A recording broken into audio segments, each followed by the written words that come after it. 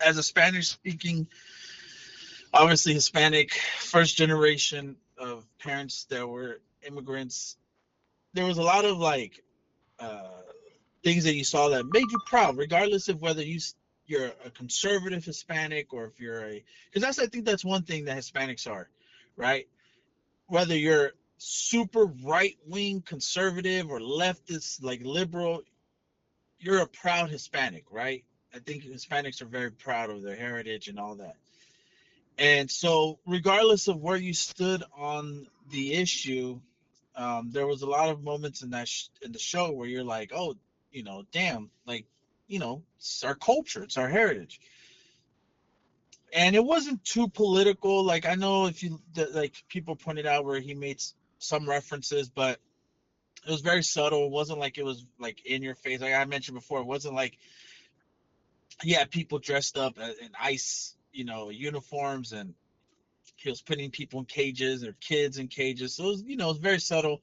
I'm pretty sure NFL told them, hey man, you know, let's keep it, you know, um, let's try to keep politics out of it. But um, but I could definitely see where the non-Hispanic crowd, not necessarily that they didn't have that they had an issue with it, but more like it was hard for them to really rock with it because they didn't know what they were saying. Like, it's like I said, it'd be no different if we saw the show and you muted it and the words were in French or the guy was speaking French. You'd be like, all right, looks dope, sounds dope, but what the fuck is he saying?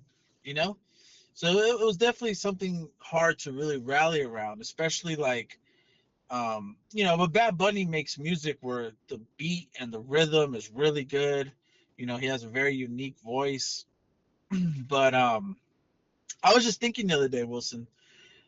I mean, the only artist I could think of, dead or alive, where it's like universal, people wouldn't have an issue. Because I can't think of anyone today. It would be Michael Jackson. Hmm. Michael Jackson to me would be the only artist where it doesn't matter where you stand politically, racially, like it's Michael Jackson. He's the GOAT. But I'm thinking, who could they get for 2027 Super Bowl where everybody would kind of be like, all right, cool, because even Kendrick last year, right? Hmm. If you're not into hip hop or you don't really follow hip hop, I mean, yeah, Kendrick had a nice show too, but you can't really vibe with it. It's not your cup of tea. Yeah, I think obviously, see the thing about it is that, like you said, not everybody's into hip hop. So the fact that a lot of people now in hip hop, like one half of the hip hop crowd hates Drake. If Drake got up there at the Super Bowl and gave a performance, I mean, there's a large percent of the country who doesn't care anything about the Drake Kendrick beef, and all they know that Drake is a huge star and he makes music that makes people feel good.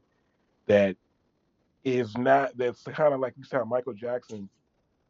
It's like he there was like he transcended color, right?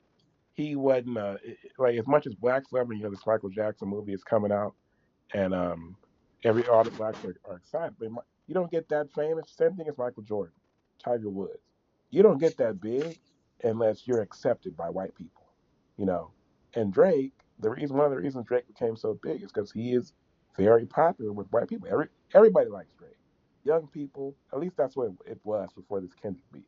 Young people, And, old people, Wilson, white and people. Wilson, let me stop. Let me add one thing on there. People who say they don't like Drake, they're closet Drake fans now because now it's like, oh you like Drake? Okay, so you don't fuck with Kendrick, right? It's Hmm. become that, Hmm. So there's not one person that can't in this world that can say, all right, they might not like his antics or they might think he's corny or whatever, but you can't deny the man's music.